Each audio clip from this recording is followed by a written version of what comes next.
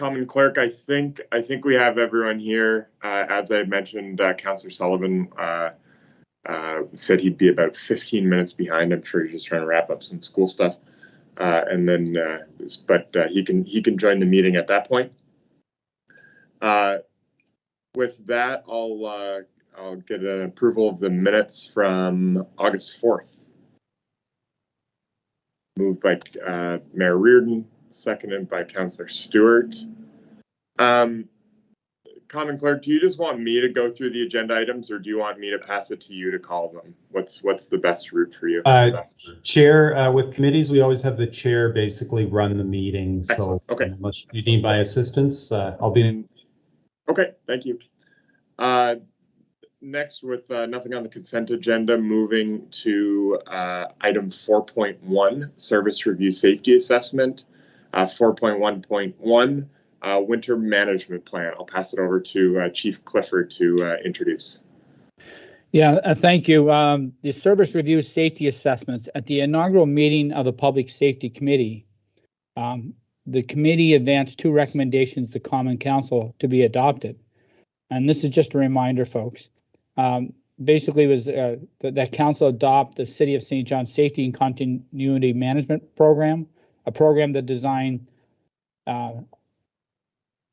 to subject all city services under Service Review Safety Assessment process of Plan Do Check Act. The Service Review Safety Assessments will be a standing component of the public safety meetings going forward. 3 of our Service Review Safety Assessments are being presented to Common Council as part of today's public safety meeting. Frankly, I'm very pleased how this standing item has developed, and I believe we will be a safer community as a result of ongoing Service Review Safety Assessments. I'm pleased at this time to ask Director Tim O'Reilly of our Public Works and Transportation Department to provide a summary of his Service Review Safety Assessment of the Winter Management Plan.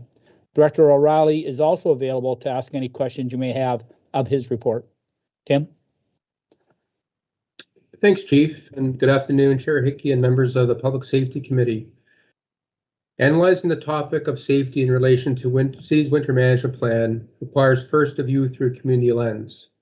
Whether it be motorists' ability to navigate a city street, emergency services' ability to get to their destination quickly, or pedestrians' ability to navigate city sidewalks, implementation of the City's Winter Management Plan on a case-by-case basis is vital to achieving these public safety outcomes. In other words, it was difficult to pick out specific aspects of the plan that were more aligned with public safety, given the actual deliverables of the plan are so much aligned with this important community outcome. Although there's always room for improvement, the city's winter management plan is well aligned with the city's new safety and continuity management program. For the plan stage, we have the guiding principles, responsibilities, authorities defined. For the do stage, the plan includes defined resources, standard operating procedures, training requirements, etc., to respond to winter storm events. For the check stage, we have service standards defined, which are measured for every single storm. And finally, for the act stage, we not only have pre and post reviews completed each year for the winter management plan, but beginning last season, due to resource adjustments, we moved to an after action review for each and every storm. In terms of continuous improvement, absolutely, we're looking at various ways to be more effective and efficient in terms of delivering these important public safety outcomes within the city's winter management plan. To name just a couple, we are continuing to investigate use of our plow equipment tracking system, the AVL system, to more objectively measure against our time-based service standards. And we are planning to continue our after-action reviews for each storm for the upcoming season, because last season was simply not a good test, given it was a relatively light season. I want to end my report to this committee with a rather personal story that provides yet another testament to why our emergency management organization is so important for our community. The winter of 2015, infamously referred to as Snowmageddon, brought a significant snowfall to our community to a level that there was concern that city streets, particularly uptown, would become simply impassable if more snow fell that season. A local state of emergency was called that prohibited parking at any time of the day on all uptown streets for a full week to allow the snow to be cleared. That decision was not made lightly, as we can all imagine the impact to uptown residents and businesses that relied on that on-street parking. I was put in charge of the snow clearing operation that was expected to clear all uptown streets within that short 7-day window. To say the goal was ambitious was an understatement. I had not been involved in such an operation in my time with the city, and there simply was no manual I could pull off the shelf to deliver such a unique operation. To say I was concerned about delivering this commitment, again, would be an understatement. Early on, about for the first day or so of that 7-day project, we simply tried to scale up the typical snow removal response. Organically, however, with the help of our fire chief and our manager of emergency management, we introduced more and more components of the EMO response, such as regular 2-per-day sit-rep meetings, teams and leads of specific response components to the storm, essential response tracking system, daily media scrums, and consistent and constant physical presence of a broad and hard-working cross-organizational team. Without calling it officially an EMO response, we basically morphed into the style of response over a couple of days of the start of the response. I remember recollecting about halfway through the response how organized our team became, and my feeling of concern changed to confidence in how the emergency management model really does work for such an unscripted emergency situation. The team was successful clearing snow from all streets in the uptown within the 7-day window. For perspective, we removed about 10,000 loads of snow in that 1 week compared to about 1,000 that we clear an entire winter. Our move to the EMO model, along with a very dedicated, hardworking team, are the 2 reasons why this was successful. The emergency management model works for our community, and our community is safer because of it. And with that, I'll turn it back over to the chair for any comments or questions that the committee may have. Thank you, Director O'Reilly. I'll open it up to members of the committee. I see Mayor Reardon's hand up, but I'll pass it to her and then over to you, Councillor Ogden. Thank you. Director O'Reilly, I just have a couple of comments, I guess. The nuisance bylaw, when I read this, said prohibits the depositing of snow on streets and sidewalks from adjacent properties. Do we enforce that at all? And if we do we communicate it? Do we enforce it? And if we do, who tickets or whatever for that? I see it every year, so much of it, usually with snow blowers. Yeah. So our approach generally with respect to pushing snow on the sidewalks is that communication to the public to encourage them not to do it, and obviously indicate what the ramifications are of doing it, both in terms of public safety and just putting more work on the plate. We do have the bylaw what was approved a few years ago to be able to enforce that. There is a challenge with enforcing it. You simply cannot, for example, write a ticket against the property owner where that issue is happening. You actually have to go and ticket the individual that's actually causing it to happen at the time. So it causes 2 problems. Number 1 is you have to catch somebody essentially in the act. And number 2 is you have to be in a position to issue a fine against that individual. We have staff that are bylaw enforcement officers for that bylaw. But again, our goal continues to be to have that additional encouragement to the public not to do that activity, but certainly enforcement is a challenge to actually follow through on it. Okay, I was curious about that because I see it a lot. I see it with snow blowers, and it does happen a lot here, but it happens in the uptown as well. I'll see, I've seen it before this previous owner, but I've seen Brunswick Square plow their stuff right out onto the street, and I've seen some of the other lanes do the same thing. So it can be difficult. The other thing, and I have to say it, is that I see your number 1 priority, which is, it says here, the highest priority streets are those the arterials that are traveled by more of the public. And of course, it's a hard one because it is for mostly our commuters, but I know there's not much we can do about that. So communications is big. And then the other thing I was going to ask was, when it says here, the target leadership team identified. So does this mean that the commissioner and the director in the winter management are the 2 contacts for this, or are the 2 leads on it? Yep. So our commissioner, Michael Hugenholtz, would be the lead in terms of winter management plan. Okay.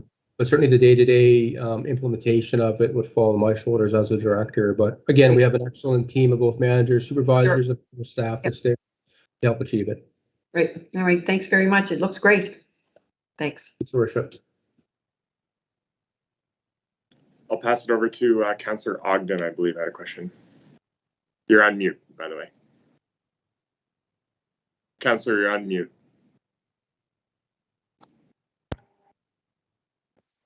I just want to speak to the letter from Cedarwood, not on the snow plowing. Thank you. Should I do that now or wait?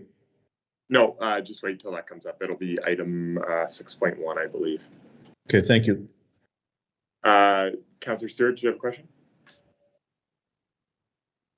Okay. Tim, I did have a question, or I can pass it back to Mayor Rudin if you want to go first. Or oh no, go ahead. I was just going to move the receive and file if there were no questions. Just a quick one. I know we were talking a bit about this a bit back and forth via email with the city solicitor. There's that recent Supreme Court of Canada decision out of Nelson, BC, essentially said the situation was a woman had fallen in that situation. Obviously, it hadn't yielded any specific legal determination or legal precedence out of it. I'm wondering if decisions like that are pieces of framework we use in making our winter management plan more pedestrian focused or more pedestrian centered. I see the city manager raised his hand as well. Yeah, if you don't mind, I can pass it over to him. If that's okay. Sure.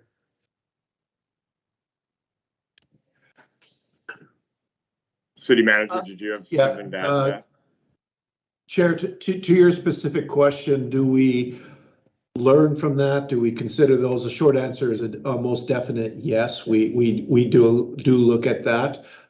We are always striving to get better, but of course we have, like every community, limited budgets for snow removal, and that includes for sidewalks. Is the balance right? That's something we look at every year, and through the budgeting process we'll bring back to this committee and ultimately to council.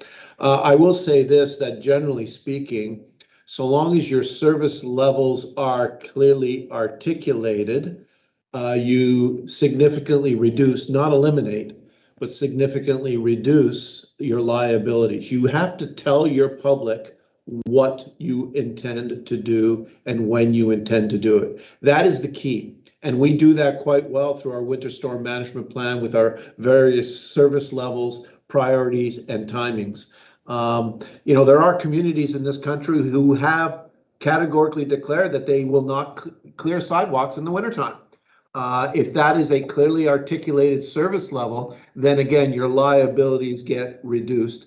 Again, not limited. So as much as we want to do more in terms of winter storm management for safety reasons and for other considerations, just for general mobility and traffic flow and pedestrian flow within the city, the reality is we will always be limited by budget, and the reality is we live in a very difficult climate where we go from snow to rain to ice to flash freezing all in a 24-hour period. So we do what we can. One of the big things we must do, and it's one of the reasons why we go before council every year with a briefing on the winter storm management plan, to make sure that people understand the service levels and the time expectations with those service levels. Thanks, City Manager. Yeah, I think that's really what I was trying to get at, is just saying, how do we make sure? And I think this service review, the safety assessment here does that, to say, how do we make sure we're taking a public safety lens to our winter management plan, and how do we make sure that, like you said, and as Director O'Reilly has said, how do we make sure we clearly articulate that? So I think Mayor Rudin was ready to move that. Just need a seconder if I can. A seconder from Councillor Stewart. Thanks very much. We'll move along to the next item. Item 4.1.2 is public gatherings. I'll pass it over to Chief Clifford. Chief, you are on mute. Sorry. Okay, I said I wouldn't do that. I do want to, I thank you. I do want to, I was remiss in saying good afternoon, folks, and thanks for being here. I do want to kind of go back to Director O'Reilly's list of objectives. And remember, this isn't the only time we will do the review of the winter management plan. So next year, when we do the review, we will be looking at Mr. O'Reilly's objectives and to see how they made out in completing and finishing those objectives that he stated. At this time, I will ask Kate Wilcott and our arts and culture coordinator, as well as our lead for the special events task force from Growth and Community Services, and Dan LeBlanc, Division Chief Fire Prevention Investigation and EMO, to provide a summary of their service review safety assessment of our public gatherings. DC LeBlanc will start. Good evening, Chair Hickey and members of the committee. I'm going to share my screen for presentation, and hopefully I do this right. Let's see. Okay, so Kate and I today are going to do a presentation on public gatherings in the City of St. John. We're going to break the presentation into two parts. Kate's going to address what do public gatherings include, the scope, and is there a formal review and approval process? And then I will address what the results are of our service review. And of course, the path to improvements, and then we'll open the floor to questions. I'm going to turn the floor over to Kate, and I'll advance the slides. Thanks so much, Chair Hickey and members of the committee. I'll be speaking on the public process. So public gatherings are defined for this report as events in public spaces that occur in parks and or streets, but they don't include anything that takes place in ball fields, arenas, or other city facilities, as they're covered by another policy and application process of their own. The events in public spaces applicants can be members of the public, a community organization, or the city itself, and applicants would fall into one of three categories. The Tier 1 category is a basic small event that requires minimum to no staff resources. So for instance, this could be a family birthday party in Rockwood Park, and all that's needed is a picnic table, perhaps a barbecue, and a garbage can. So there's the events are booked through the city's park booking platform. The Tier 2 and Tier 3 events require more staff resources, and they may have larger crowds. They could involve one or more street closures, the rerouting of traffic or buses. They may involve liquor license extensions as well. Examples that you may be familiar with would be the Moonlight Bazaar, the recent drive-through graduation ceremonies, the city night market, neighborhood street parties. We've had a commercial video shoot this summer, parades, and other military events. So we can go to the next slide, Dan. Thank you. So prior to July 2020, staff met with various event organizers who remarked that there were various hurdles preventing events to take place. And it was the event organizer's responsibility to facilitate permits, work with, I should say, the regulations, and work their way through city staff until they found the right person or the right department to talk to. So there was a need for a streamlined one-stop approach, and in 2020, a formalized process was put in place, and this special events task force was created. And we can go to the next slide. Thanks. So the task force represents all service areas that would typically be needed to facilitate a Tier 2 or Tier 3 event. So I should note that the creation of the process and the public-facing application was created through extensive research and input from our own staff, past event organizers, as well as special events staff from other municipalities across Canada. The City of St. John application is very thorough and also serves as a how-to guide for the applicant to make the process user-friendly and risk-averse as possible. The city used this application process for our own open streets last summer, with the task force meeting each week to review the previous event and prepare for the following week's events. And we can go to the next slide. Okay. Thank you. So the formal review takes place once the application has been received. Often there's a pre-app meeting to discuss the dates, safety concerns, and scope of the event. The application is received by the chair with a summary and the application form itself sent to the task force members. The application includes a emergency management plan, and also traffic plan if necessary, as well as requests for city support such as barricades, road closure signs, and that sort of thing. So the members of the task force send back their feedback, concerns, and/or approval. The feedback is communicated to the applicant, and the application is tweaked as needed. And once approved, the city manager gives the final approval and the applicant is notified. And if the applicant is unwilling or unable to meet the terms of approval, the application is denied. So to date, the Special Events Task Force has vetted a wide variety of applications. Feedback from city staff and event organizers has been very positive, and they appreciate this new process for facilitating public gatherings. So now I'll hand it back over to Dan for the results of our service review. Okay, thank you, Kate. I appreciate that. So what were the results of the service review? In summary, I'll start off with the conclusion and I'll get to the end. In summary, the special events on public streets had an 86.6% conformity rating above the minimum requirement of 75. With respect to the plan component of the Plan Do Check Act conformity assessment, a review of the leadership team, documentation, risk assessment yielded conforming ratings. The creation, as Kate mentioned, the Special Event Task Force and its leadership by Kate, and the evolving application review process that was mentioned has proven effective in risk mitigation while supporting a vibrant city. With respect to the Do component of the Plan Do Check Act conformity assessment, we also found all those items to be conforming with the assessment tool. More specifically, the safety objectives were clearly defined in the application, and which Kate mentioned. The crisis communication plan formed part of every event approval. The business continuity needs of the city were given first consideration in the application review process. If resources requested were beyond the demands of the city, it would lead to declining the application, because then the onus would be on the applicant. Every event had its own mix of standard and specific emergency response procedures, which again helped to make a very safe event. When it comes to the check part of the Plan Do Check process, we found that one of the three components was partially conforming, while the other components were fully conforming. The partially conforming component was the evaluate performance against key performance indicators.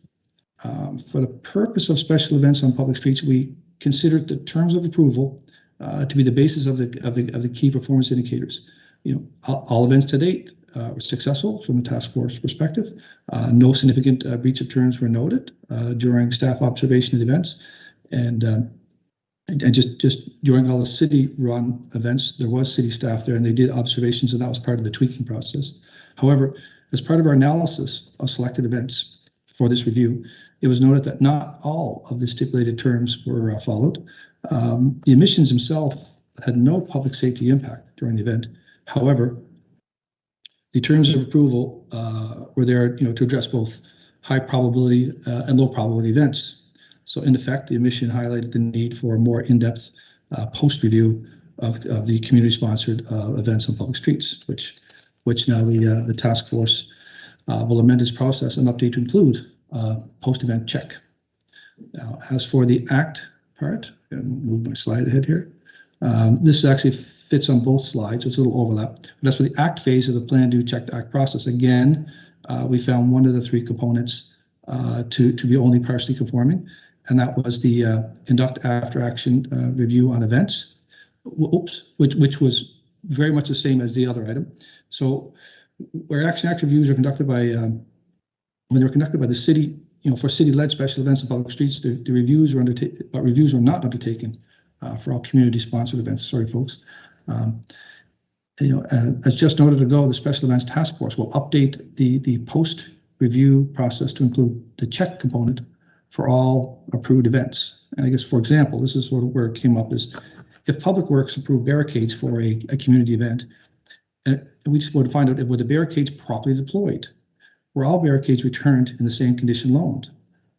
Event observations, along with follow-ups with participants, will verify if the proper use of barricades, while a phone call to the works operations manager and or the appropriate supervisor will determine if the barricades were returned in good condition. right now, that's a little gap. We don't know if everything is fine, or if there's grumblings out there on city staff and low end. We want to make sure that all events occur as planned and everybody's happy. Sort of as another example, did the police have to respond to a disturbance associated with that event? Were there unexpected complaints by nearby business owners and residents? And I say unexpected because we do plan for some things to happen, and we do some notifications. Did the fire crews on duty that day stop by the event during setup phase to do pre-incident planning? Did they note anything? Did it work its way back to us? So we have to close those gaps. So as noted earlier, the process itself yielded an 86.6% conformity score, which is pretty good for our first round, for our first review. It's a testament to the process that Kate started off with and the task force has dealt with in terms of always tweaking and improving this process to make it easy for the public, at the same time achieve all of our public safety objectives.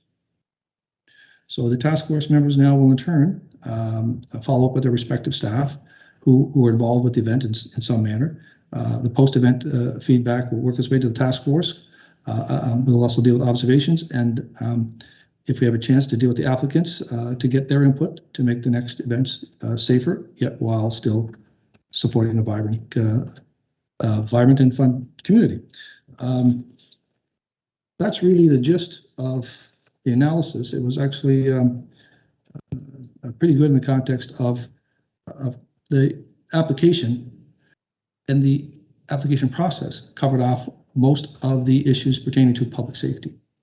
So that's the end of this part. I'm going to open the floor to questions, and Kate and I will address them accordingly. Oh, sorry, I jumped ahead of myself. I apologize. Well, I guess I already read this slide, so I'm sorry. There we go. Okay. Great. Thanks very much, Dan and Kate. It was a great presentation. Any questions from members of the committee?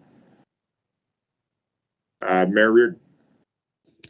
I just have a quick question. The application form is very extensive and I love it. And I noticed that the turnaround time is like up to 14 days. Is there a charge for any of it? No. Well, that's good value. No, there isn't a charge for the application itself or the process. If the task force finds that there's a request for services that maybe fall outside of what we're able to provide, then so for instance, in terms of security or extra barricades or signage, we suggest that the applicant hire private security or go to one of the companies in town that will provide signage and things like that. Yeah. Would the police provide some of that, for a charge? Yes. Our own city police, yes. Okay. Yes. So there have been larger events where the police have charged. Right. Okay. Sounds good. Yep. Oh yeah. No. It's very, like I said, very extensive. It's impressive. So yeah, very nice. Great. Very pleased. Thank you. Thank you, Your Worship. Any other questions from members of the committee? I see Councillor Sullivan has joined us. Did you have a question, Councillor? Yeah, thank you. Actually, I joined and listened in on my drive home. Yeah, actually, I'm not surprised that this review came back as strong as it did, because I think this is one of our strengths. Just wondering if what we're doing to promote this, to see if we can do even more. I think it's something that makes our city vibrant, and I think is a real selling point for St. John. The number of very good activities that we have, whether it be open streets or whether it be 506 or whether it be whatever it is. So what sort of stuff do we do to promote it?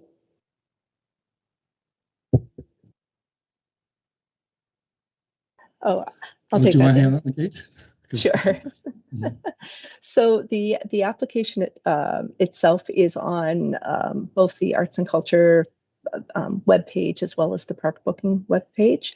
What we found is when we created this process back in 2020, it was at the height of, the summer of COVID last year. And so it was created and tested out through, as you said, Councillor, through our own open street process. With the success of those came more people looking to do these sort of events, and the number that the number of applications we received this summer was far greater than I would have expected. Mainly because of the success of our own open streets, but also because there's more people wanting to and having to move their events outdoors because of COVID restrictions. So there is more parks and open streets and public events happening through our process.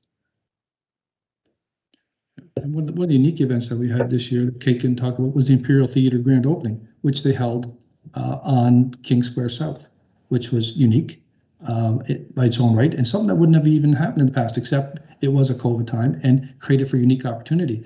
So although, as Kate alluded to, sometimes some of traditional demand might be down, some unique demand has come up. Hard to target that, hard to predict that, but I think people are getting the idea that it's an option. Thanks, Dan and Kate. Any further questions from members of the committee? I see Chief Bruce, did you put your hand up? Yes, sir. Thank you, Mr. Chair. I'll pass it over to you. Thanks for your input here. Quick question is there a reason that we don't charge an administrative fee to process these things? Probably not. Usually there's a bylaw that requires administrative fees, and then when they passed the bylaw, and Kate can correct, when they passed the bylaw, I don't believe they added any fees into it. The fire department would gladly charge a fee. I'm just kidding. I think like for us, we're looking at a lot of different things where, we do a lot of things for free, but it ties up a lot of administration and a lot of people and time. And I'll use the example right now. It's a little bit different, but the ARTIPA requests. So the chiefs of police are lobbying the provincial government to reinstate the amendments to that act so that we can charge third party kind of what it costs to get those things. I'm just wondering with we all know the financial crunch in St. John. This is, I think, to process these things and even our, doing everything we have to do. I'm just surprised that we don't have a fee to cover off our administration on that. And I don't mean, I mean us as a city, not as a police department. That's all. That's all I had. I see the city manager's hand up as well. Yeah. John, do you have anything to add here? I do, Mr. Chair. The police chief brings up an excellent point. When we first developed this, as Kate has mentioned, it was during COVID, there was a conscious decision at that point in time that what we wanted to do more than anything else was facilitate the events. That was the priority. And therefore, there was no consideration to imposing fees at that time. I think it is fair to, or it is reasonable, once we get through COVID and we're back into a new normal, to have the very real discussion about what the fees associated with this service would be. There are costs incurred by the city, if in nothing else than staff time. Now, we will charge fees if there's major public works, for example, requirements for an event. But in addition to that there is staff time required for all of this. And sooner or later, we are going to have to consider a fee for service for that. We just considered that the timing was wrong and remains wrong while we're still in COVID. But once we're out of COVID, I think that discussion has to occur. Thank you, City Manager. Anything else to add from members of the committee? Councillor Stewart? You're on mute. There you go. So, hi everybody. Can we just speak to the Moonlight Bazaar as an example? If we don't charge an administrative fee to let them set something like that up, and we're supplying, there was police in the streets, there's lots of garbage everywhere, recycled cans. Who's responsible for cleaning all of that up? Is that on the promoters themselves and paying the police to be present? Yeah. Sure, I can speak to that. That's a good question. With a larger event such as something the size of Moonlight Bazaar, we worked with the applicant, and police were able to provide some services, but outside of that, the regular service that they were able to provide, Moonlight Bazaar hired additional police to patrol and be on site during the peak hours. So there were costs associated for having staff resources there, as well with garbage. I'm trying to recall exactly what the final decision was for that application, but they did look after their garbage. They had made arrangements ahead of time for garbage and recycling as well. Councillor, if I may, to your point, we did recover some costs. We did not recover all costs. Again, the notion of this particular Moonlight Bazaar was to reinstill and recover from COVID.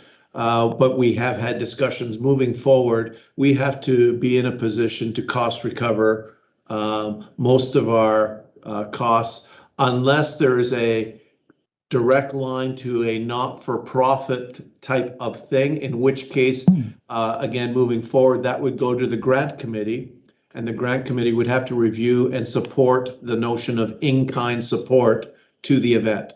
So we will be addressing all of this as we move forward. But again, our position right now has been, because of COVID, we want to take a slightly more generous approach for the next little while to try to return to some degree of normalcy within the community.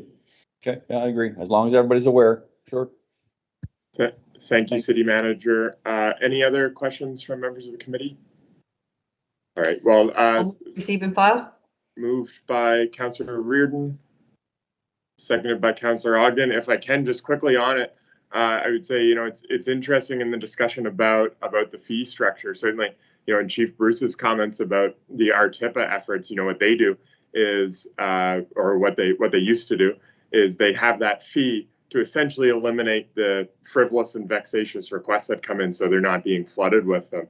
I could see a similar structure here where, recognizing the administrative burden of, say, an Area 506 compared to King Street, King Square South party from the Imperial, recognizing the difference in administrative burden and have that reflect the administrative fee as well, I think is worthy consideration. Thanks for the conversation. Very interesting. I'll ask for a vote on that from members of the committee. All in favor? And any opposed? Right, motion's carried. We'll move on to item 4.1.3, which is our pandemic emergency response plan. I'll pass it over to Chief Clifford. Thank you, Mr. Chair and members of council. Just a brief thought on the last two reports, and I appreciate the discussion on fees. Again, maybe that's where we push it to growth in those areas. I mean, we're the success tonight is taking a look at the public safety component of particularly the public gatherings and the winter management plan, and being aware of the safety element. And again, maybe the fee discussion gets pushed to the growth committee or maybe even council at large. And again, I do understand that conversation needs to generate and start from somewhere. But I don't want to lose track of the fact that this is about public safety, and the success of that event was that.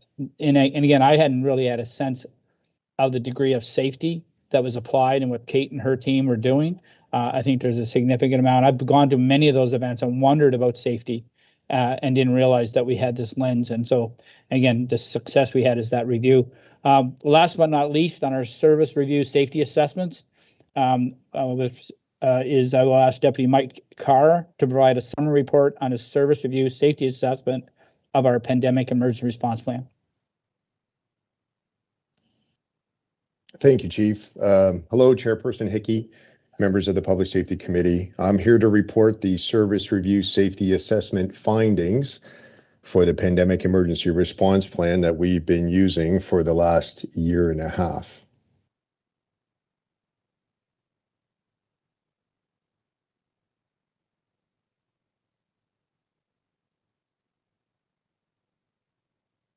So first, the disclaimer. It's acknowledged that the public health authorities are responsible for managing and coordinating the response to any pandemic emergency. And this plan establishes how the City of St. John will support that response in our community and delineates the limits of the organization's capabilities in that regard. It's important to acknowledge that we are not the lead agency for a pandemic response. And following that directive, the city manager has directed us from the start to follow the direction of the regional medical authority. Up to this point, the pandemic plan has not been utilized, but it was drafted in alignment with the regional medical authority and NBEMO nonetheless. And this proactive approach emphasizes the need to conduct risk assessments and plan accordingly, because we can never say the hazards that we've identified in the municipal emergency response plan will never impact the citizens of St. John. So why do we need a pandemic emergency response plan? Well, the answer seems pretty obvious while we're in a pandemic situation, but it did not seem apparent in its inception in 2006. So the Public Health Pandemic Contingency Plan seeks to protect the health of citizens. Planning for a pandemic requires a high level of coordination among agencies and levels of government, and roles and responsibilities need to be clear among emergency response agencies, governments, public health officials, and healthcare workers. Now, the goals of pandemic preparedness and response are to minimize serious illness and deaths, as well as minimize social disruption as a result of a pandemic.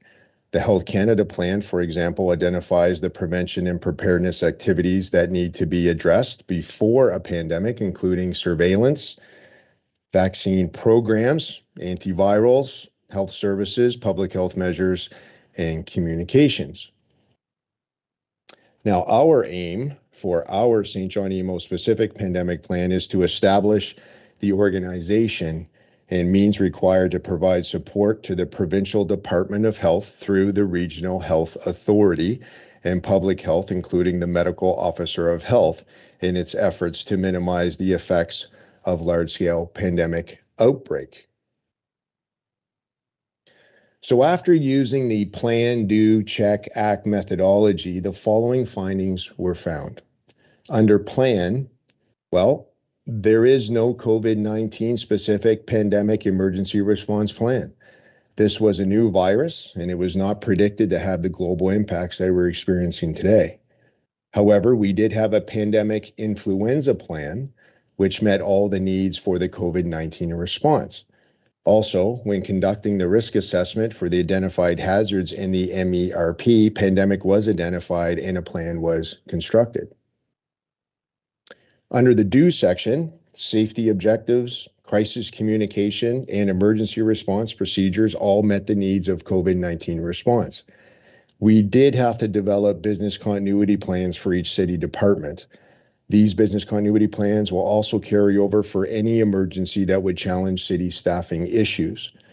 And resources for response were adequate for first responders, but did not identify the resources for sustained municipal operations like non-medical masks, hand sanitizer, and disinfecting solutions for the many surfaces that we encounter on a daily basis. Under the check portion, St. John EMO did participate in public health-led tabletop exercises to test response for influenza. We've also been impacted by SARS 2 decades earlier. Also not known by many is that we participated in the planning and posturing for our regional measles outbreak in 2019. Also, areas such as the declaration of state of emergency, immunization clinic support, and a virtual EOC were enacted that were only conceptual before the COVID-19 pandemic. It was never anticipated these support mechanisms would actually be used. However, the plan did have these included and proved to be beneficial in our anticipation for a sustained response. What we did find was that the pandemic plan needs to be generalized beyond influenza and now COVID-19, so it may be applied to be identified and not identified pandemic responses in the future. Also, municipal operations in the pandemic environment need to be included in the plan, as well as the continuing updating of administrative information. There is many policies and procedures that were created for this pandemic that need to be captured. Under the Act section, provincial and municipal after-action reviews will be conducted as this is our first response to the pandemic. These lessons learned will help us modify our plan for future responses.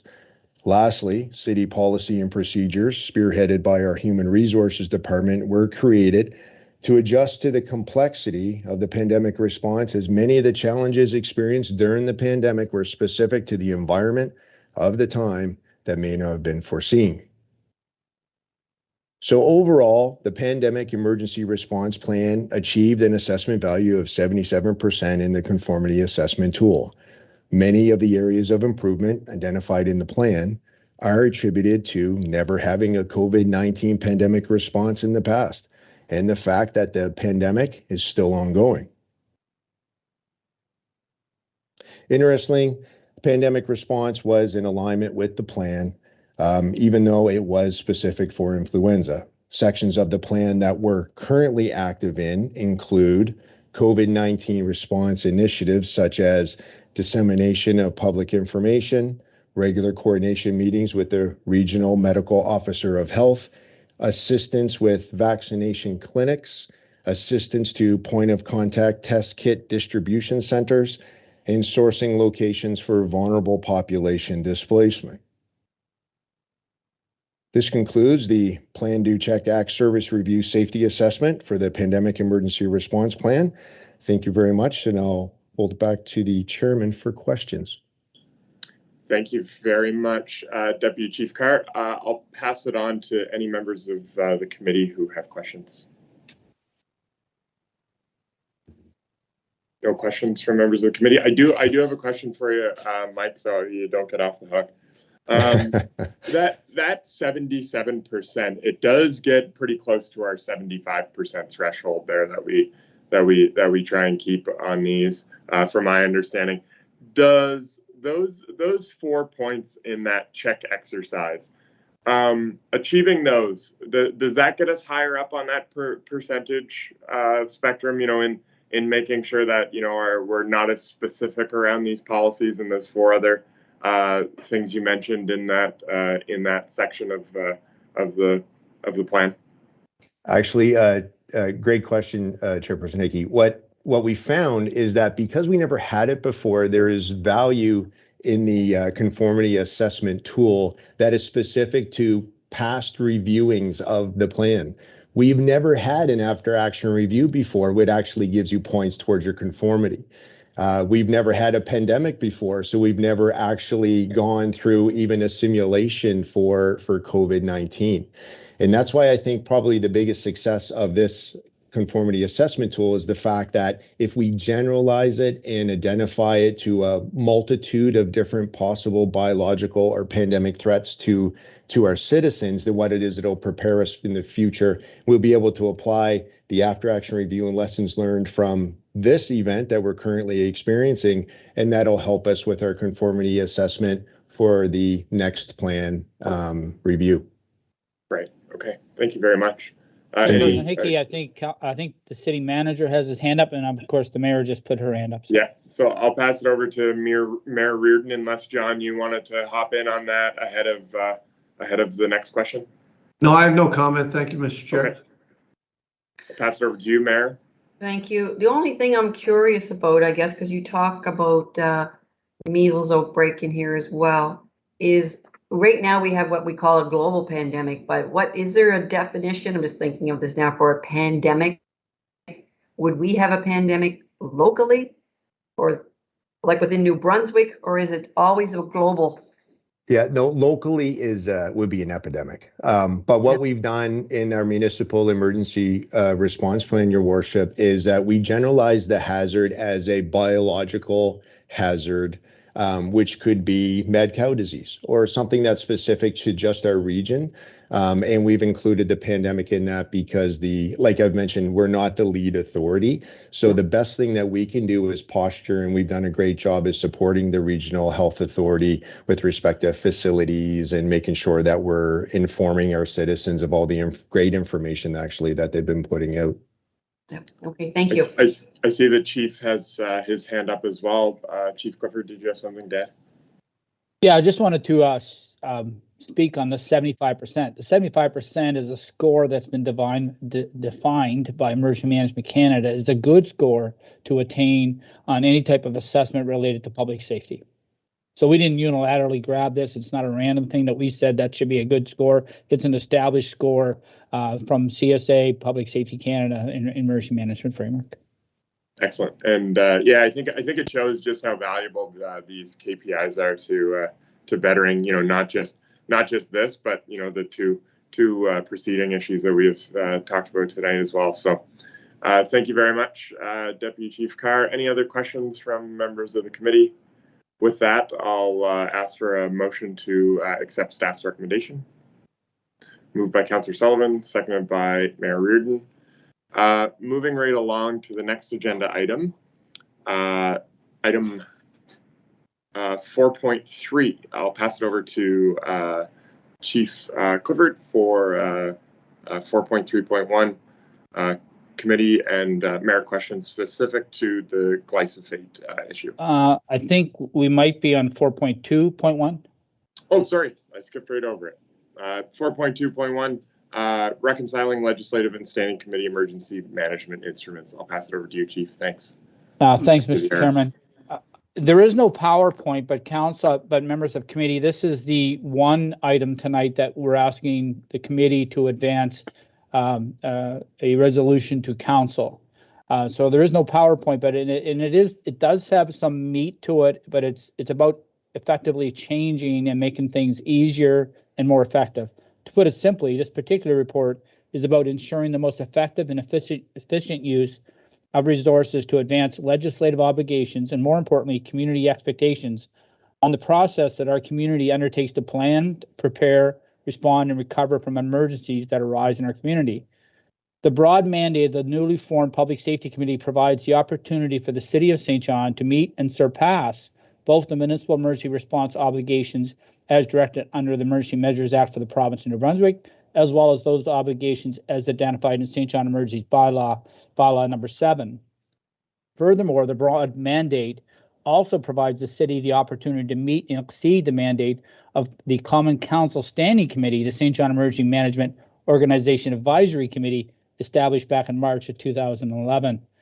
During the inaugural meeting of the Public Safety Committee, city staff committed to reviewing the various legislative and standing committee instruments with a goal to reconciling these with the public safety governance model, if it was possible.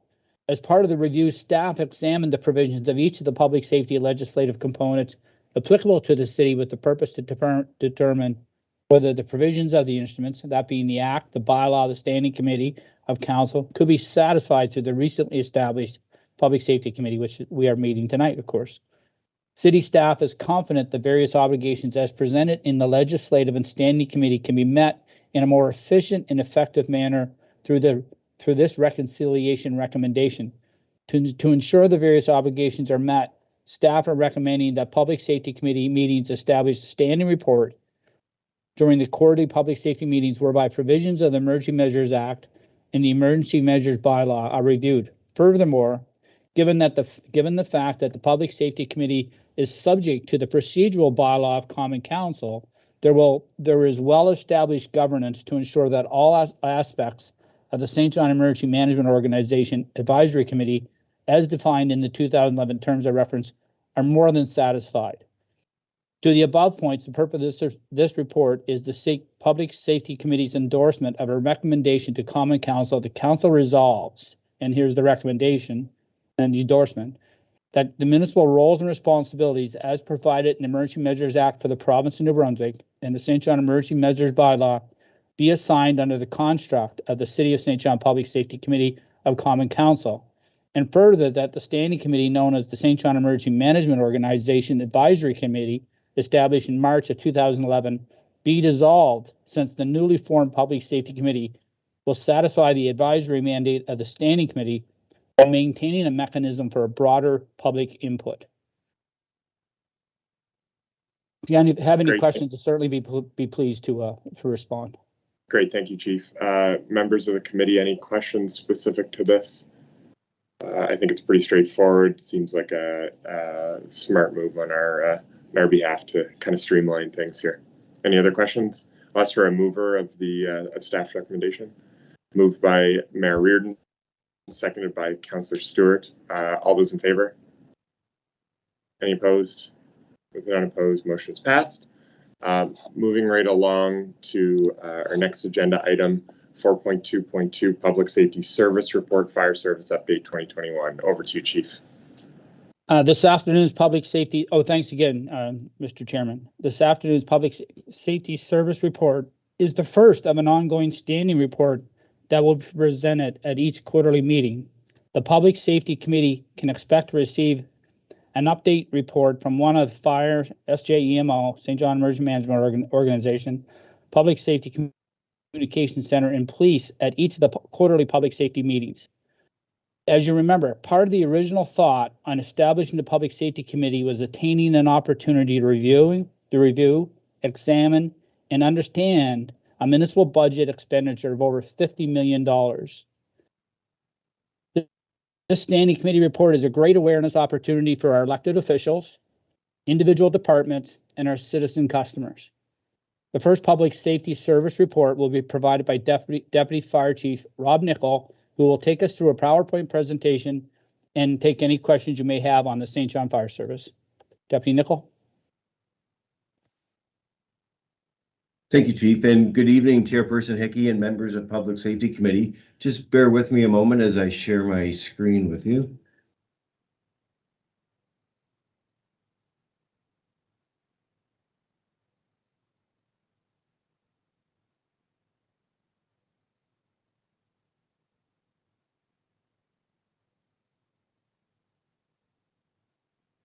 Is everyone able to see that?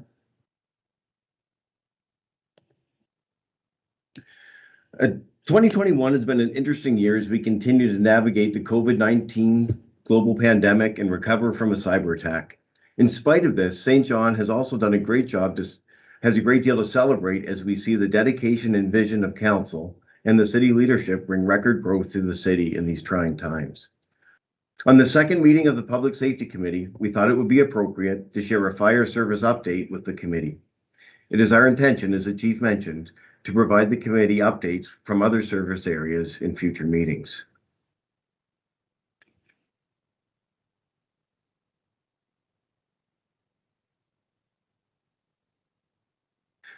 Sorry, folks, it's just slow changing slides. So this presentation will discuss the new Common Council priorities. We'll discuss fire service goals, go over the 6 critical fire services and highlight some significant accomplishments of 2021. We'll review at a high level 2021 fire call statistics. I'll provide a quick training update, review the fleet and equipment funding strategy, and close by discussing how St. John Fire Department is positioned for growth. We were excited to see the new council priorities get approved and introduced recently. The city is positioned well for growth, and we are gaining momentum as demonstrated in the tax base growth and future projections. The objectives of grow, green, belong, move, and perform will serve the current and future residents of the city well. The fire service goals. As public safety services, we support the community in achieving its long-term vision of being a safe, livable community where people want to live, work, shop, play, and raise their children. Services are delivered to help improve the safety and well-being of all residents with a focus on creating safe, diverse, and livable neighborhoods that provide opportunities to develop and grow. The fire service goals complement the organizational long-term goals of growth, and it supports council's new priorities of grow, green, belong, move, and perform. And it helps to establish the City of St. John as a service-based, results-oriented, high-performance public service organization. Fire rescue services involves the delivery of 6 public services to the community that focus on reducing loss of life, personal injury, property damage, or impact on the environment caused by fire, accident, medical emergency, or hazardous material release, either accidental or malicious, and through code enforcement and public education activities. The goal of the fire rescue service delivery is to support public safety with effective and efficient emergency preparation and response across a diverse range of emergency calls, a response profile, creating public awareness of fire safety and emergency planning, providing for safer assembly of work and residential living by ensuring compliance with regulatory and legislative requirements, and investigation of fire incidents to reduce the risk of future occurrences. Let's take a moment to look at the fire call statistics for 2021 year to date. This slide breaks down the different types of calls that the fire service responds to on a yearly basis. If you look on the left, it is a chart that breaks down the general fire categories into specific types of fire calls. You'll see that it ranges from structure fires all the way down to refuse fires and other smaller fires. When you look at the right, it provides two different graphical representations of our calls from January 1 to October 21st. And here you can get a sense of how all calls for service are broken down. You'll see that it breaks it down into medical calls, hazmat calls, fire alarms, MVAs, etc. As you can see, medical calls, fire calls, and alarms take up a good chunk of our service response. Sustainability decisions and accomplishments across the 6 services. 2021 saw the closure of number 8 station in Milledgeville and the sustainability decision to reduce the workforce by 12 permanent and 12 holiday relief firefighters. We are currently in a transition phase as we move to the council-approved establishment of 132 permanent and 20 casual firefighters. All but 2 of those FTEs have been realized. Our new deployment is dynamic as tankers or engine companies are browned out or placed out of service when staffing levels do not support a full deployment. For reference, a full deployment now consists of 4 engines, 2 ladder trucks, a rescue truck, and 2 tankers. There are also many positive items to note as well. By the end of this week, all holiday relief personnel who were laid off will be recalled. Firemark, an insurance recovery program, has netted close to $38,000 year to date to help fund fire service improvements. These funds have been directed to the Fire Fleet Reserve for the apparatus replacement program. Another accomplishment is the fee-for-service bylaw that was approved by Council in early 2021. This bylaw provides a structure for the department to charge for nuisance fire alarms, responses due to thrill-seeking activities, nuisance recreational fires, and MVAs involving non-resident drivers. The General Counsel's office has provided huge assistance in adding structure and process to this bylaw. We are currently working through the educational and logistical aspects of this program with fire service personnel, and we look to roll out being able to charge for these occurrences, most likely by the end of this year. The Medical First Responder Service provides first responder pre-ambulatory care in instances where emergency medical assistance is required. The City of St. John currently trains its firefighters to medical first responder level. This means fire crews can deliver advanced first aid, patient assessment, and treatment prior to the paramedics' arrival on scene. The fire department only responds to medical calls that meet predefined criteria for tiered response. Important to note that in response to COVID-19 concerns, the fire service adjusted the criteria that would trigger a medical assist call. This adjustment has significantly reduced our medical calls annually. Our current response balances responder safety while ensuring we are dispatched to medical emergencies where our training, skills, and equipment can make a difference. Roughly speaking, it's about a quarter of our total calls would be medical calls. A couple other positive notes to share with you. As a result of the medical response program, there have been several cardiac saves this year as a result of the rapid intervention with AEDs and CPR. Also, really just in the last few weeks or last month, the city has seen a large uptick in fentanyl overdoses. Fire crews, along with Ambulance New Brunswick, have had many successful interventions with these overdoses through the administration of Narcan, which is carried on all the fire apparatus. The next service area we're going to talk about is the hazardous material. Hazardous Materials Emergency Response. Hazardous Materials Emergency Response Service provides a planned response to incidents where the public is exposed to risk created by the release of or fire involving hazardous materials. Of particular note, we've delivered one regional hazardous materials technician course to Fredericton Fire in conjunction with NBCC and the Office of the Fire Marshal. This was done early this fall with a net revenue of approximately $18,000. Another interesting point to note is that St. John is one of 2 provincial heavy hazmat teams. We're equipped to respond anywhere in the province. The government of New Brunswick funds this program at $95,000 per year, plus reimbursement for response outside of the St. John city limits. The next service area we'll touch on briefly is Technical Rescue Service. The Technical Rescue Service carries out emergency rescue to those individuals trapped by their physical environment, whether it be water, ice, motor vehicle accident, structural collapse, confined space, or high angle. As far as for training and accomplishments, the Comprehensive Fire Training Program, in excess of 600 hours per person, supports the effectiveness of the Technical Rescue Response Service. Staff are trained for high-angle rescue support to the St. John Water Partnership. We undertook an extensive rope rescue training and recertification program this year for our rope rescue team. And due to the closure of number 8 station, we had a redeployment of our water response. Unit 83, or our Boston Whaler, was berthed for the first time to the St. John Marina, and crews from number 7 station were trained on rescue boat response and handling by in-house experts.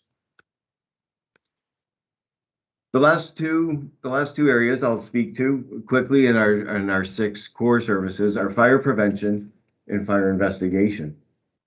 The Fire Prevention and Code Enforcement Service performs technical and field work that includes inspections of all manners of occupancies to ensure life safety and to identify possible fire code violations. Service is delivered within the mandate of the Provincial Fire Marshal to enforce and rectify deficiencies found during inspections. Public education is also a huge undertaking carried out by the Fire Prevention Service team. Of particular note, Fire Prevention moved to a new location in the bottom floor of number 4 fire station. This new location is a modern public-facing facility that allows for easy access for the public to engage with the Fire Prevention Division. The division, under the leadership of Division Chief, is making great gains in collaborating with both internal and external stakeholders. The Fire Investigation Service investigates every fire explosion that results in property damage, injury, or death to determine the origin, cause, and circumstances of the fire or explosion. The results of the investigations are forwarded to the Office of the Fire Marshal as part of a collection of provincial fire statistics, which in turn could impact changes to the provincial fire codes. Let's turn now to Training Division. And of particular interest, the Training Division is comprised of a division chief, a captain, and 2 lieutenants. There was significant turnover in the division in 2021. With the exception of the division chief, all other personnel in the division are new to the Training Division. In spite of this large turnover, there are many significant accomplishments to report. I'll just go through them briefly. One was the acting platoon chief roster in the spring of 2021, and it was held for our new command staff. A professional development program for aspiring fire service leaders was started. In addition, our training complex addition was completed. This was driven by safety and a joint labor and management hygiene committee. The addition to the training classroom, or to the training structure, added a classroom, showers, bunker gear dressing room, and the ability to confine gear that is off-gassing. These simple measures increase firefighter safety by reducing their exposure to dangerous toxins present in smoke. $58,000 value of training was provided to Irving Oil as per the training agreement. Adams Fire Simulator is now installed and curriculum is being developed. A demonstration is actually scheduled for the senior leadership team on November 30th and December 2nd of this year. And finally, in the training section, we just recently completed an Scba Technician course. 6 firefighters were certified to perform Scba maintenance, repairs, and annual testing. This results in a significant cost savings over utilizing an external provider for these services. I'd now like to move on to our fleet and equipment funding strategy. This slide just shows our current deployment. It shows our 7 stations and I guess the heavy apparatus that are stationed at each of those stations. And this is also in the report as well. The department has been working towards supporting the purchase of fire apparatus and equipment from the operating budget. Historically, fire apparatus, specialty vehicles, and protective equipment, like our self-contained breathing apparatus, turnout gear, and gas detection, have been purchased with capital funds. This transition from capital to operating represents approximately $780,000 that has been moved from capital to our operating budget. The fire department relies on very little capital funding. Funding from capital for fire service is largely used to repair the physical fire stations. For example, the roof on both number 5 station and number 7 station are currently being redone this month. St. John Fire Department position for growth. Comax, the consulting firm awarded the contract to perform the fire service review, is actively working on the report. The purpose of the review is to design, develop, and deliver an implementation plan of a 15-year strategy of how to achieve the best possible fire service while remaining aligned with the financial policies adopted by the City of St. John.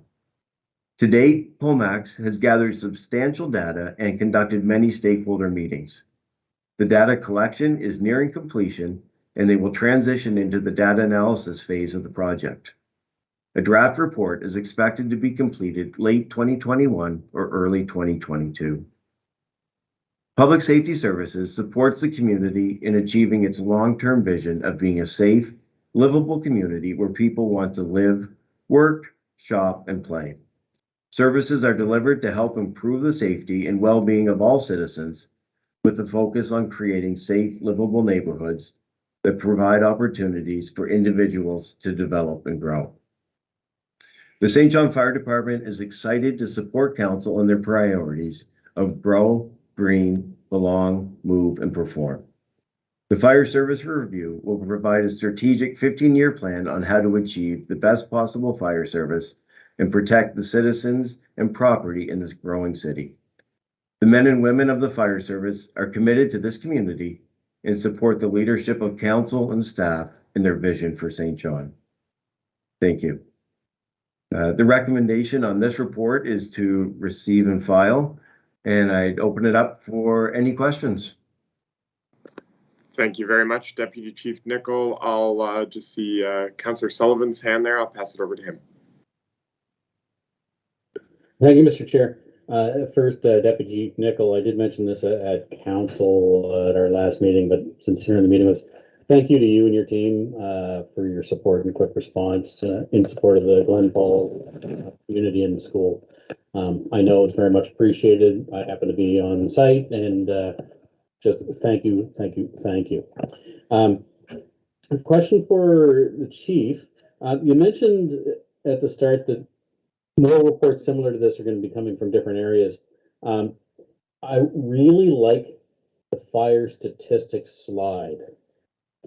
Is the expectation that we get that data annually, or would that be part of a quarterly dashboard? Perhaps if you could help me out with that. I see the city manager's hand, but I'll probably say the same thing. He's going to say the data will be provided on a quarterly basis. The specific report on in general of it, an update from the, I'm hoping. Again, we're still working at at developing that. The goal is to have a quarterly report, but the data, and I'll speak later on, Councillor, because you've provided a couple of great suggestions, but we've had some, and I'm not one to complain. We haven't been able to get the dashboard done yet, but the dashboard will be available, and the intention is that dashboard will provide an update on a quarterly basis. Beautiful. Thanks, Chief, for that clarification, because being a numbers guy, I think this is the first time, at least first time I can remember, is in simple form, that breakdown of the data. And I know I've been talking about dashboards a lot.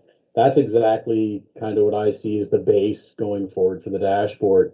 And so that we have that data here, and it probably is already in your minds, but I would just suggest as we continue to refine, I would love to see how this compares to previous years, to see how it breaks down.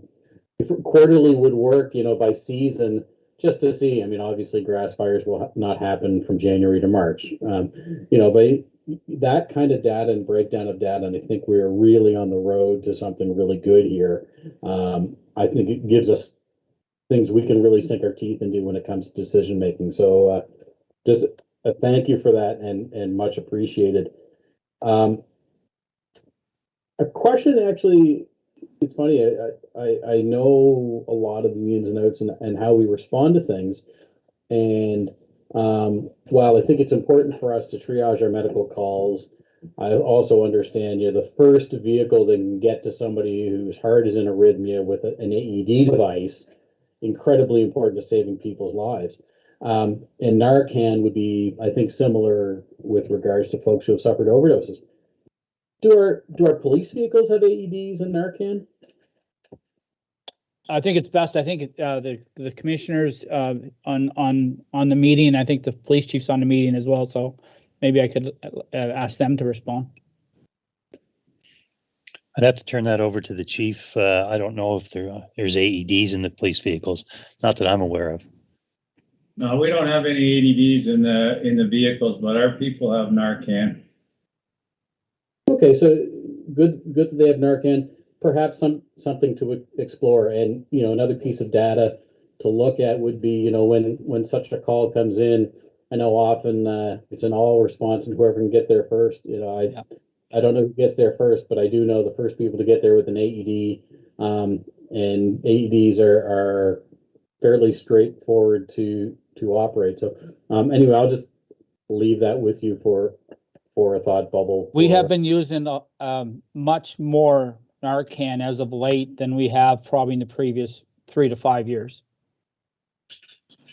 Well, I think I'm so glad that all of our first responders, both police and fire, have it, because again, time is incredibly important, and the first people who can respond, and I shouldn't forget our partners with Ambulance New Brunswick, but whoever can get there first and administer it, incredibly important for that person who's in distress. And I guess I would suggest perhaps we expand our look on AEDs, or at least think about it. Thanks very much. Those would be my comments. And Councillor and committee, maybe I could, when you looked at the numbers, I think you've seen something like 423 medical calls, and we're over 2/3 of the way through the year, so that might project out to be 600. In the past, we have had 3,000 medical calls, so we are working very hard, and it really becomes challenging. And as you can imagine, we're working very hard at understanding what calls we need to go to, but our fundamental principle is we don't want to drop anybody. So we need to be very cautious in taking our calls below 600, because we are finding ourselves hands on patients. We are finding ourselves going to calls in our vulnerable neighborhoods. We're finding ourselves responding to calls that we need to go. I don't know that it's as important today to eliminate the 50 unnecessary calls to miss the 10 necessary calls. So we've come a long way, and we've got this continuous improvement model whereby if we hear we're missing something, we need to reflect on what we've stopped doing. Well, I think, Chief, I think that's a very good point. We are doing a whole lot better now. We are improving, and I think the Public Safety Committee, because the important conversation here, not only in the folks who are here, but add, you know, the 911 on the other side, because they're doing that initial call to decide who is getting sent, which is incredibly important to whether, you know, fire responds. You know, as a bit of a tester, not that this is a good tester, but about 12 and a half months ago, I fell off a roof and broke my back. And one of the things I was really interested in when I finally was in the hospital, I asked my family was, who responded? And you know what? My family was very good on the phone. I was conscious, I was stable, I wasn't moving. So the ambulance came. It didn't require everybody to be there. I was in an open area, you know, so, you know, I understand that the response are getting better, that we are triaging things, and that conversation is getting better. So I really appreciate it, because I know on the other end of things, on the finances, I agree with you, Chief. You know, we've got to look at what that number is. But I know the proof of the improvement is there. So good on you. Keep up the good work. Thanks very much, Councillor Sullivan. City Manager, did you have anything to add? Mr. Chair, I'd just like to return to the data discussion for just a moment here. The fire chief mentioned that we'd report out on data quarterly. We will, of course, do that. But I'd just like to make the point that the data we're going to report on is going to be much more than just police and fire. There are other elements within our structure that also deal with safety calls during the year, and we need to report out on them as well. So it will be broader than just fire and safety. That was my first point. My second point, though, about data, that's information. It's interesting enough. We have an obligation to you as the Public Safety Committee and to the broader council to take that information and turn it into intelligence. So what we need to do is take that data, take that information, and put it against our performance management measures that we are now developing. And then we can get into the useful discussions about, are the resources right? Do we need to change priorities, etc.? Because 450 rescue calls in and of itself is interesting, but means nothing. We need to compare it to performance management and get you intelligence, not just information. So we are very much aware of this, and it's certainly work that we are undertaking over the coming months. Thank you. Thank you very much, City Manager, and certainly we'll discuss it further at item 5.1. Specific to that, any other questions from council? I know certainly the AED conversation, I'd be interested to know. I know we have them in City Hall, but interested to know if we have them throughout other municipal buildings. You know, AEDs are most commonly used on men over 50, and looking around this table, I'm not going to point fingers, but I see a few. Any other questions, Councillor Stewart? Yeah, just a quick note there. I guess I'll direct this either to Deputy or Chief. When I'm looking at the data there, I'm a little alarmed, and here comes the pun, by the amount of alarm calls that you guys are responding to. Unintentional alarms, 287, and alarm system malfunctions, 86. So there's 370 some calls. Are you guys responding to all of those physically? Councillor, I can take that one. Yes, it's not always a full response. And years ago it would be a full response of 4 trucks and a command officer. Chief, correct me if I'm wrong, about 2 years ago, we changed that deployment, and we now send 2 apparatus. We have one that investigates, one that takes command, and we'll check out the fire alarms. If it's something that needs to be escalated, once they're on scene, they will call for the full response. But most times, they turn out to be a false alarm or a malfunction, and it's just 2 apparatus that are sent to those alarms. So, I guess there is a response each time. So doing the math, I think you've cited nearly 200 or just over 200 alarm activations. I think it was. Is that the data there, Councillor? I don't have it in front of me. 287 intentional. So multiply that by 4 or 5 vehicles. You're talking 1,200 trips with vehicles. So we've reduced that down to basically 500 trips. We initially reduced it down to just 1 vehicle going because the data is 99.9% of the time it doesn't require any type of full response or any type of action. Sure. On review, we felt exposed by having one crew go to an alarm activated. And the case in point is Councillor Sullivan's fire at his wife's property. That was an alarm activation. And that alarm activation, we initially only sent 2 units. And again, there's a fundamental principle and, again, an obligation by us not to have crews inside if we don't have people outside that can help them. So in that fire event, we wouldn't have had the ability to go in and had that quick knockdown unless with only 1 unit. So I think we've modified and said, well, we're going to send 2 units, as the deputy has alluded to. The second unit's about command, but it does allow the first unit to advance forward and begin an initial interior attack.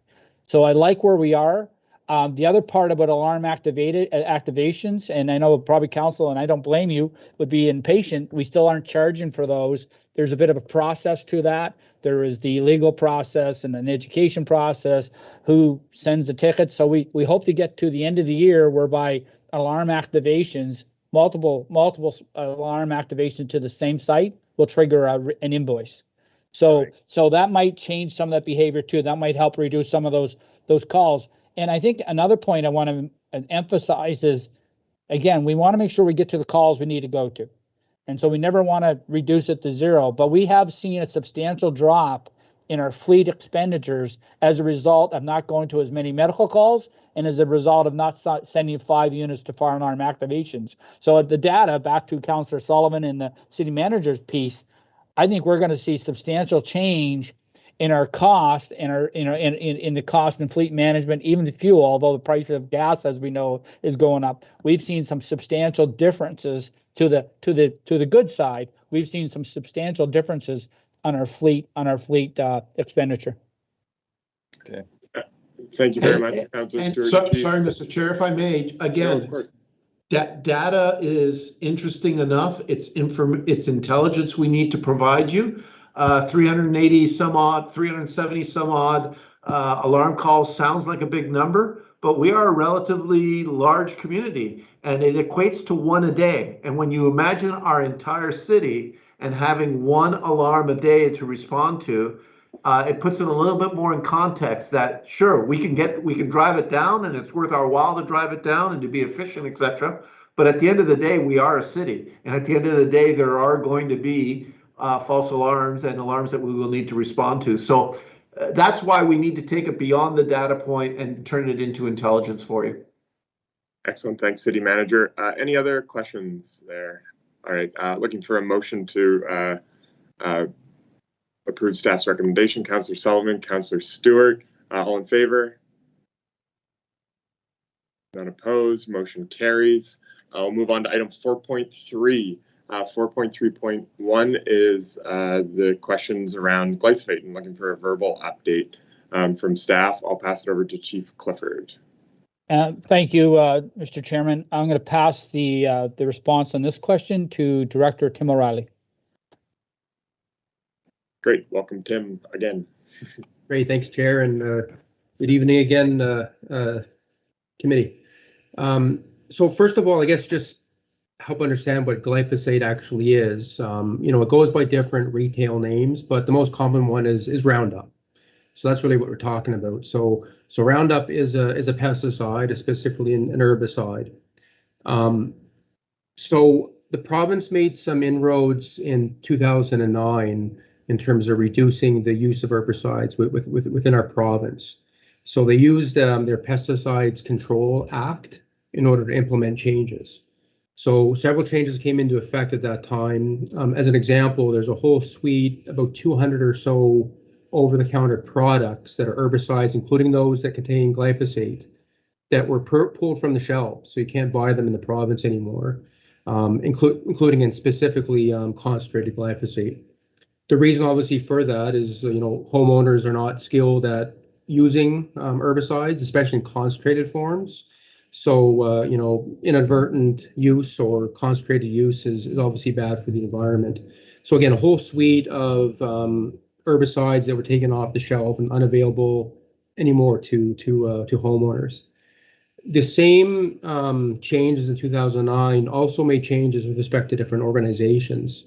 So organizations such as, again, lawn care contractors, even municipalities such as the City of St. John, and golf courses is another example.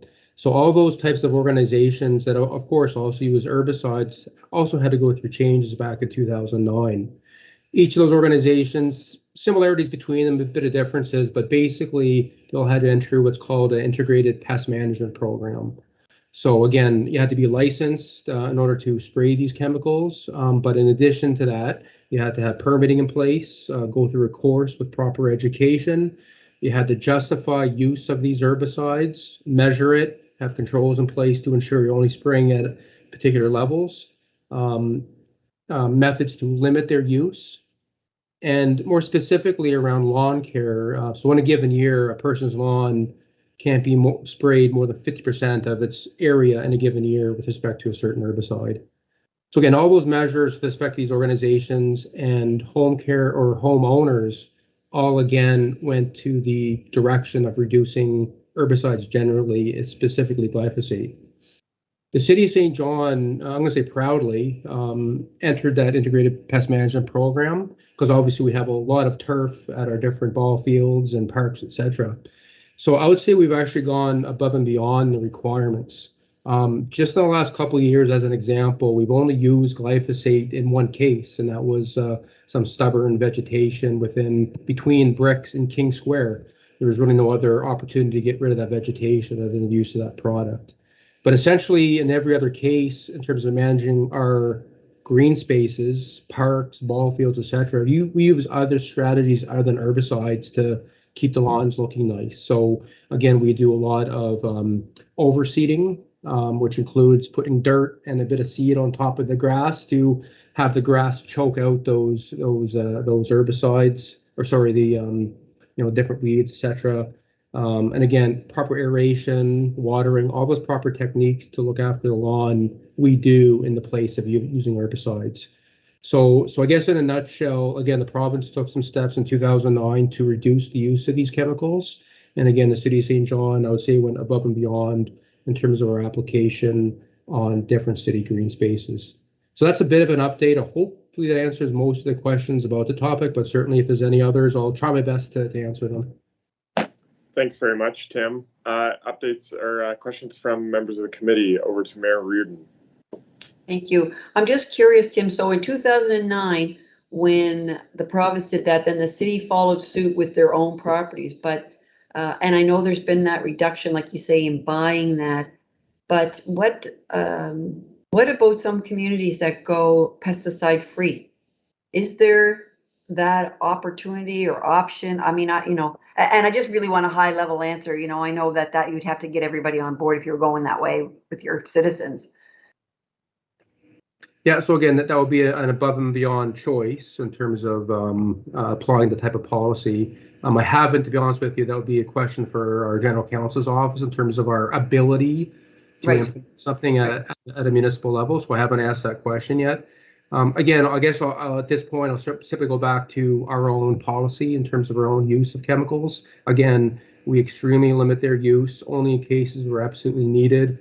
And of course, there's a lot of green space that the city owns and has to maintain. So, but certainly if the committee wants to pursue that type of question about going above and beyond those regulations, I'd have to get some advice from our general counsel's office about our ability to even do something like that. Yeah, and I don't think probably the city, I mean, you've got, I know they're spraying for lots of things within the city because you have train tracks that run through the city. So, there's those sorts of things. So I don't know, I guess, how you can, how do you limit that? I know the province has done some of that for us. So would you say that there are many communities go pesticide free, or have you heard much about that? Or is it an anomaly? It's like feeding the deer and making a law that you can't feed the deer. It's pretty hard to enforce to a certain extent. So I do understand the complexities of just the logistics of getting it to work, but I'm wondering if if it's become more of a movement to go pesticide free as a city, or if you've heard anything about that. And I'm just really asking at a high level. Yeah, no, again, like I said, if the committee wants me to pursue that a bit more, I'd have to go back and look at our opportunities to do that. But again, I'll say generally, and I think it's a good news story from the city's perspective. again, we extremely limit that use on our city green spaces, and that, my opinion, goes a long way to our overall effort to reduce those use of chemicals within the city of St. John. Yeah, appreciate that. Thank you. His worship. Thanks, Mayor Reardon. Any other questions from members of the committee? Great, thanks very much, Tim. I'll ask for a receive and file on the verbal report. Councillor Sullivan, Councillor Ogden, on the question, all those in favor? Any opposed? Not opposed, motion carries. I apologize, I meant to add this at the start to the agenda, but we do have a sixth item with approval from the committee to add. It's just a piece of correspondence from Peter Galton specific to Cedarwood Drive and safety, driver safety there. I would just put it forward for a receive and file. I believe the committee has received the letter. I'll get a motion moved by Councillor Ogden, seconded by Councillor Sullivan. On the question, favor, any opposed? Great. So with that on the agenda, I'll pass it over to Chief Clifford. I believe you want to mention. Sure. Sorry, Councillor Sullivan. No, I wasn't sure if Councillor Ogden had a question. He had his. He does. I'm just going to pass it over to the chief first, and then pass it back to him. Okay, thank you, Mr. Chairperson. Do you want to touch briefly on the remainder of the dashboard before we move to Cedarwood Drive? I just want to kind of establish where we are with respect to the January meeting. We expect to bring forward. I skipped another item. So maybe we'll move that one. We'll hold on that one. We'll deal with 5.1 first. Sorry, over to you, Chief, for 5.1. Sorry about that. Okay, no problem. So yeah, and I think we've kind of captured a lot of the dashboard discussion. We will be bringing forward a draft dashboard in January, and to the city manager's point, it's more about the analysis and what we do with the data. We will be able to move more and take a more productive look at it come December, January. We've had an opening in our management structure for quite some time. We actually eliminated a position back in December of 2020, and then had a vacant position for much of this year. And part of that role of that position is working with the Public Safety Committee, and been fortunate to attain Leah Robish from HR, and Leah has tremendous skills in that whole data piece. So we are going to weight Leah's skills for a lot of that development, but we will bring something forward in January as a draft. Certainly looking for the Public Safety Committee's input on the type of information you would want to see. And I know once Leah gets here, she has a great lens on what that is. And we obviously have a sense of where we need to go, but we'll give you a draft in January. But in April, I think you'll see a data document with a fair amount of analysis, which will allow us to kind of make some choices, decisions, or at least develop some strategy around what that data tells us. So that's the update for the dashboard. Thanks very much, Chief. And certainly to the city manager's earlier point, using this data to create, discernible metrics that are balanced within what makes sense in the industry and what has made sense for the for our city historically too. So I think that dashboard is going to be really handy, and certainly came out of this committee, and came specific to Councillor Sullivan's comments earlier on. Any questions from the committee to that update? Great. Ask for a motion to receive and file. Moved by Councillor Stewart, seconded by Councillor Sullivan. On the question, those in favor? Any opposed? With none opposed, motion carries. Okay, sorry. Now on to item number 6. I have to offer some apologies, I think, to Patricia for the minutes taking here as I hop back and forth between agenda items. Chief, did you want to start off on this one? I don't foresee a huge amount of discussion here. It really relates to our road safety conversation that we had previously and the strategy that's going to come out of our decision there. And I really think this is a good piece of correspondence that supports that. I'll pass that over to you, though. Thank you, Chairperson Hickey. Director O'Reilly, Public Works Transportation, presented a report which included recommendations from the Public Safety Committee for council's consideration on August 4th.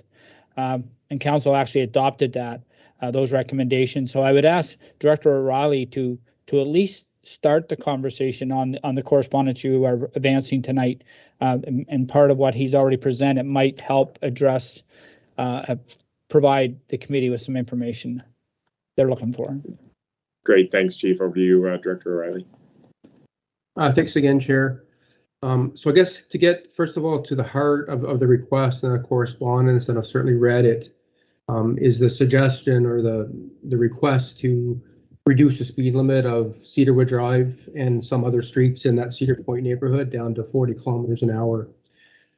So I do refer back, and the Chief mentioned it, you know, was passed both by the committee as well as council, 5 different initiatives to improve road safety within our community. And again, this is all going to complement the road safety strategy, which will come back forward as part of MOVE-SJ Phase 3.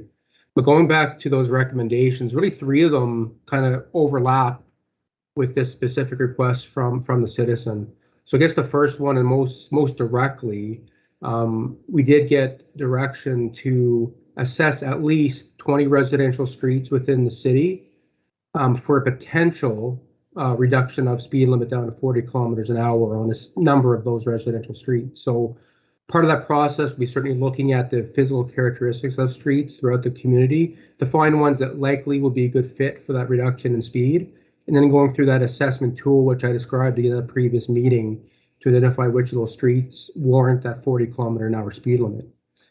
So certainly Cedarwood Drive and potentially other streets within that neighborhood would be considered as a part of that first list of 20. So I'm not saying it's going to be on the list, but certainly a consideration.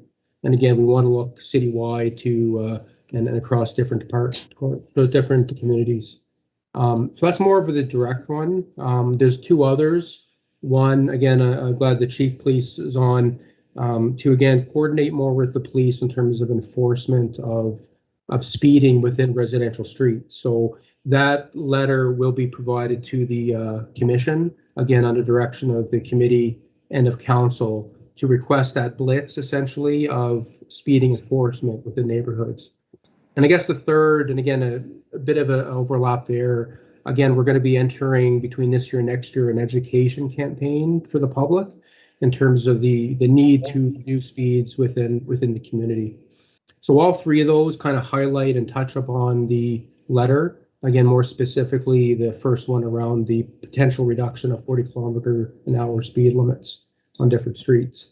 Again, just more generally to the letter. Again, as I reported last time, there's a strong correlation between the physical characteristics of the street and the speed limit of that street. So again, some of the measures that we've already implemented on Cedar Drive, whether it's the the traffic calming circle, the reducing of the limits of the road lanes, all go hand in hand with the appropriate speed limit of that street. So again, we will definitely consider that street as well as many others in that assessment. Great, thanks, Tim. It's, you know, part of the power of this committee is that we also have our colleagues in the police around this table, which is very rare for us. So I don't know if Chief Bruce wanted to offer anything in this conversation, but I will pass it over to Councillor Ogden first. With the consideration of Cedarwood, I've taken quite a few calls and met with different people, and the deputy mayor and I went out and met with a group of citizens out there. I certainly am in agreement if citizens want a 40 kilometer speed limit on their street. I'm hearing it all the time about Douglas Avenue and Spire Cove Road too and Mount Pleasant, but I think that they should be able to have that. I do think a lower speed limit would reduce speeding. And the roundabout in Cedar Ridge, which they're very worried about, seems small. I listened to them. A lot of them want the roundabout gone. So I went and parked there a couple times and saw bigger trucks really having a hard time navigating it. And all that was going through my mind was what happens when a fire truck goes through there if a 2-ton or a 3-ton truck barely can get through there. So I looked at the size of the roundabout, and recently I've been in Fredericton and Halifax and PEI and such, And I noticed the road to PEI, there's a roundabout that works rather well, and some of the ones in Fredericton and Halifax, but they're bigger. And I went out and looked at the one in Quispamsis, the new one there, and it's a bigger area. And I think the problem in Cedar Ridge is just it's too small an area for a roundabout and maybe four-way stop signs. And then one thing I noticed too, and in some communities, they have underneath the stop sign, you know, if a rolling stop can cost you $172.50. Well, we know that in St. John that $172.50, even though we use all our resources and cost the taxpayers money, St. John is that $172.50 goes to the province, which is wrong, I think. But I think people should have a right to lower the speed limits on their street if they believe so. And I think that Cedar Ridge roundabout is just too small and doesn't work in that location. But I think roundabouts do work, and we probably could have a number of them in St. John. Thanks very much, Councillor. Tim, if you wanted to respond there. Yeah, if you don't mind, and some great points there, Councillor Ogden. I'll try to address a few of your comments there for sure. So again, we will be looking at different streets within the community that look like good options for 40-kilometer-an-hour speed limits. Again, as I presented last time, that just putting a 40-kilometer-an-hour speed limit on a street causes more harm than good in a lot of situations. You're still going to have people speeding. You create situations where you have differential speeds between those people that are speeding and those people that are actually following the 40-kilometer-an-hour speed limit. So again, we will put it through the assessment tool as we get direction. And again, if Cedarwood or other streets within St. John warrant that lower speed limit, we will bring that recommendation back to probably the safety committee, but also ultimately the council for the bylaw change that are required. In terms of the roundabout question, so first of all, modern roundabouts are meant for arterial and collector streets. Like you mentioned some examples, where the primary function of those is to move vehicles. And those are wider, those are bigger. It's meant for larger vehicles. These types of items, such as in Cedarwood, is called a traffic calming circle. It's a completely different purpose. Its main purpose is to slow people down physically, and that's what they're meant for. And so they're meant to be small. They're meant to be difficult to go around. And so that's the difference between those roundabouts you see in other communities versus our traffic calming circle in that community. Maybe the only other comment I'll make, and I'll stop there, is there's always a push and pull between having streets wide enough for the largest vehicles and having them small enough to encourage slower speeds. And there's going to be a trade-off there. Certainly the large oversized vehicles may have trouble going around traffic calming circles. They may have to find a different route. They might have to take a couple of minutes to get around, absolutely. But again, it's an absolute trade-off between encouraging that slower speed versus having access for every vehicle that might use it. The fourth point, which I just remembered this, is the notion of stop signs. So again, we've received direction and we've provided advice time and again that stop signs are not an excellent traffic slowing speed product. Again, you're basically trading people speeding with people that are going to be running the stop signs.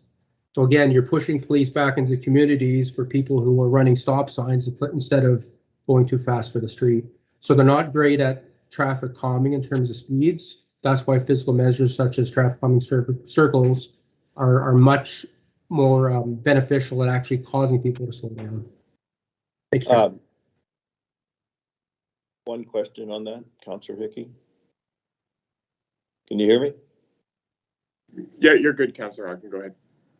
I would like to see us put up some of those $172.50 fines for a rolling stop, just a few around the city, just to remind people that it's really financially better for them just to stop instead of rolling stops. I see the city manager has his hand up. Yeah, Mr. Chair, to the councillor. Yes, Director O'Reilly mentioned that we need to develop a much better awareness campaign on the risks associated with speeding, etc., or not following the rules of the road. And certainly part of that awareness campaign can be and should be, and we see it everywhere, warnings about if you don't follow the rules, here's the consequences. And we can do signs like that, not just for stop signs, but here's your the cost of your speeding ticket if you go 80 in a 50 zone. And we can do a whole bunch of stuff like that as well. So we will incorporate that into the direction that has already been endorsed by council for us to develop a better awareness program. So that's going to happen. But I would be remiss as city manager if I didn't point out to this committee, we literally have hundreds upon hundreds of requests for traffic calming measures within the city. And most people believe that they are experts on what would solve the problem. The approach we need to take, because we do have limited resources and we want to make sure we use the resources to best effect, is we are going to rely on the experts and on the best practices that that community of experts has put together. We're not the first ones and we won't be the last ones to deal with the issues of excessive speed and people not following the rules of the roads. And there are tried and true best practices that we wish to embrace. So we applaud the community feedback. We wish it, we need it. But at the end of the day, we do need to fall back on what are those best practices? What are the proper assessment tools to come up with the best possible solutions? And how do we effectively prioritize when we have limited resources and literally hundreds of requests within the queue? Thank you. Thank you very much, City Manager. I saw Mayor Reardon had her hand up as well. Your Worship. Thank you. Thank you. I have a quick question, Director O'Reilly, in regards to all this. I'm curious, I know you're not a city planner, but that neighborhood's an interesting one because it's almost like a gated community, has one entrance in and out, and it's a very homogeneous community, and the people who are speeding are tearing past their own neighbors, you know, and I'm sure they mostly know each other.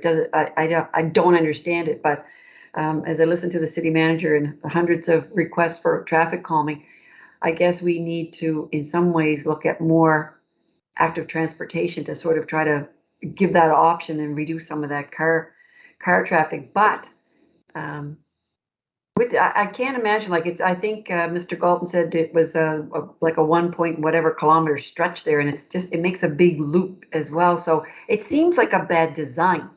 So I don't know if you would be prepared to comment on that. I mean, it seems like it is a design for a race. Well, I'm not really prepared to comment a lot on it. I mean, I definitely say that as we're looking at development of streets, we're certainly looking through the eyes of, you know, I mean, even in Move SJ, you know, we recommend going forward the notion of grid layouts, right, as opposed to long stretches of residential streets to do this. The reality, though, sometimes is, you know, the geography is the geography. The parcel of land that's available for development is the parcel of land available for development. So it's absolutely not the only factor involved. So certainly we look at all these developments through that eye of, you know, trying to find ways to slow people down, even if it's the width of the road that's being designed. You know, we try to look at that, but there are lots of factors that go into how a street and how a subdivision would be defined. And like I said, the plan department is very open, and we have a great work relationship with them in terms of this as a consideration, but it's only one consideration of many in terms of how a development actually occurs. Yeah, thank you. Thanks very much, Your Worship. Any other questions from members of the committee? Chief Bruce, we've ventured quite a bit into police conversation. Did you have anything you wanted to add to this at all, or perhaps Chairperson Keys as well? Well, thank you, Councillor Hickey. We do get, obviously at the commission, we get concerns raised on occasion about speeding in the city and things of that nature. And when we do get complaints, the city's traffic enforcement division will target certain areas. So, and they work in conjunction with the city. The city may send those types of complaints to the police department, and then they investigate them, and they'll set up radar traps and things of that nature. So it's not an easy solution because there's not a lot of members in that unit, but they do targeted areas. You will see the neon flashing radar signs that display the speeds in certain areas, and those have been, I know on Boar's Head Road out in Milledgeville, I've seen those on occasion to try to bring awareness to the public that there are issues with speeding, and that's a road as well that's got some issues about with excessive speed and no stop signs or anything in that area. So it happens everywhere in the city, and when we do get complaints, we try and address them, but we're not able to get there all the time, quite frankly. And well, it makes perfect sense. Certainly there's the clear public safety considerations around making sure people don't speed, but at the end of the day, to Councillor Ogden's point, when that ticket cash isn't necessarily staying in the city, it's tough to justify it all the time and have such significant enforcement around it. As someone who knows in the past, I've certainly been pulled over on occasion for having a lead foot when I was younger, but the police aren't hesitant to give tickets. I know that, and and those measures do work when they put up the neon signs and that. But I live in Cedar Point, so I know the concerns expressed, and hearing Mr. O'Reilly talk about traffic calming measures, I think that's a good point. Most of the citizens living out there see it as a typical roundabout and don't really realize it's a traffic calming measure. They wonder why it's so small, et cetera, but it's meant to slow the traffic down. And quite frankly, it does. The odd occasion someone runs over the middle of it and does a number on their car, which has happened. But in any event, you can't get two vehicles in there, and that's the nature of the beast, and that's the way it's supposed to be. You're supposed to slow down. You have to stop for the big trucks to go through. So it's meeting its purpose that it was constructed for, contrary to the criticism that it gets at times. Thanks very much, Ed, and we'll consider that as you volunteering your lawn for a neon sign. No, my wife wouldn't be happy. City Manager, did you have something to add to that? I'd like to just revisit very quickly the notion of where the fines go, and they do go to the provincial level right now.